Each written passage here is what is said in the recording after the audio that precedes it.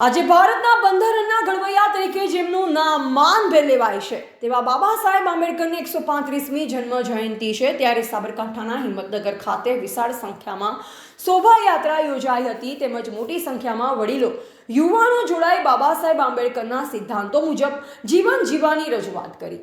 સાબરકાંઠાના હિંમતનગરમાં આજે બાબા સાહેબ આંબેડકર ભવનથી એક વિશાળ શોભાયાત્રા શરૂ થઈ, જે સમગ્ર શહેરમાં ફરી બાબા સાહેબ આંબેડકરની પ્રતિમાના ફુલહાર સાથે શોભાયાત્રાનું સમાપન થયું। બાબા સાહેબ આંબેડકરની આજે 135મી જન્મ જયંતિ છે, ત્યારે ધામધૂમથી ઉજવવામાં આવી। આજે શોભાયાત્રાની શરૂઆતથી લઈ અંત સુધી હિંમતનગરના શહેરીજનો મોટી સંખ્યામાં જોડાયા હતા। 750 રજાઓ તેમજ જય ભીમના નારા સાથે યોજાયેલી આ રેલીમાં સ્થાનિકો અને યુવાનો વિશાળ સંખ્યામાં ભાગીદાર બન્યા હતા। આ તબક્કે ડોક્ટર બાબા સાહેબ આંબેડકરની પ્રતિમાને ફુલહાર કર્યા બાદ સ્થાનિક અગ્રણીઓએ બાબા સાહેબ આંબેડકરના સિદ્ધાંતો મુજબ જીવન જીવવાની રજૂઆત કરી। સાથોસાથ યુવાનોને અભ્યાસમાં આગળ વધવા તેમજ સમાજ જીવનમાં બદલાવ લાવવા માટેની રજૂઆત કરાઈ હતી।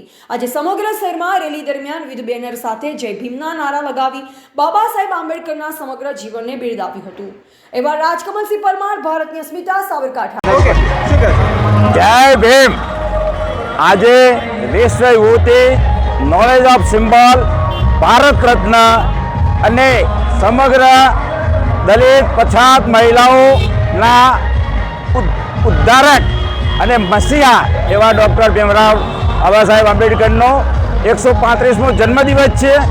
આ દિવસે હિંમતનગર શહેરની અંદર તમામ સમાજના સોસાયટીઓમાંથી ભાઈઓ, બહેનો અને નાના બાળકો, વડીલો સૌએ ડૉક્ટર બાબા સાહેબ આંબેડકરનું જે ભવન છે ત્યાંથી રેલીના સ્વરૂપે પ્રસ્થાન કર્યું અને સમગ્ર શહેરની અંદર અને સમાજની અંદર ભાઈચારો, એકરૂપતા, શિક્ષણ, વ્યસન મુક્તિનો સંદેશ આપવા માટે અને બાબા સાહેબના વિચારોને સમાજ અનુસરે, નવયુવાનો બાબા સાહેબના સિદ્ધાંત પ્રમાણે શિક્ષણ પ્રાપ્ત કરે, એ જ આશયથી રેલી સમગ્ર શહેરમાં ફરી અને બાબા સાહેબે જે બૌદ્ધ ધર્મનો અંગીકાર કર્યો હતો, સનાતન ધર્મ તરફે ધાર્મિક લોકોની લાગણીઓ વિકસે અને શાંતિના માર્ગે સૌ લોકો પ્રયાસ કરી પ્રગતિ કરે, તમામ સમાજ સાથે દલિત સમાજ પણ એકરૂપતા સધાય, એ આશયથી આજની રેલીનું